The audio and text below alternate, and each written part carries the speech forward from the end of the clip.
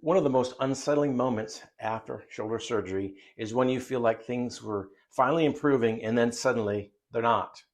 Pain spikes again, motion feels tighter, sleep gets worse, and almost immediately your mind goes to the same place. Something must have gone wrong. This is a week that causes a lot of panic, and not because anything dramatic happened, but because expectations quietly collide with reality. I'm Dr. Dan Orcutt. I want to talk to you about why a single bad week after surgery feels so alarming, even when nothing obvious has changed. Most people expect recovery to move in a steady upward direction, a little better each week, fewer bad days, more consistency.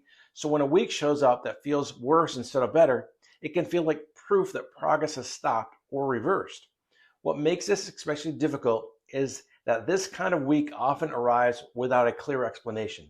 You didn't fall, you didn't break the rules, therapy didn't suddenly change, and yet things feel off. That uncertainty is what makes people spiral. You start replaying everything you've done, wondering if you've overdid it, questioning whether you misunderstood instructions, or worrying that you missed an early warning sign. And that's the hardest part of this. Most people around you don't understand.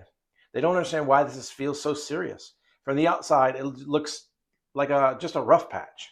But from the inside, it feels like the entire recovery is suddenly in question. If you had a week like this, it doesn't mean you're being dramatic. It means you're trying to make sense of something that doesn't fit the story you were expecting. This kind of frustration is incredibly common after shoulder surgery, especially once the early phase is over and you're expecting steadier progress. Before you jump to conclusions, it helps to slow down and recognize what's actually happening emotionally. Fear doesn't come from the pain alone, it comes from the uncertainty. If this sounds familiar, you're not alone in it.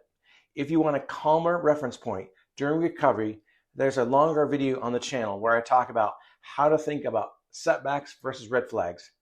And if you're in the post-op phase, there's also a free post-op checklist that many people find grounding, where I talk about how to think through setbacks versus red flags.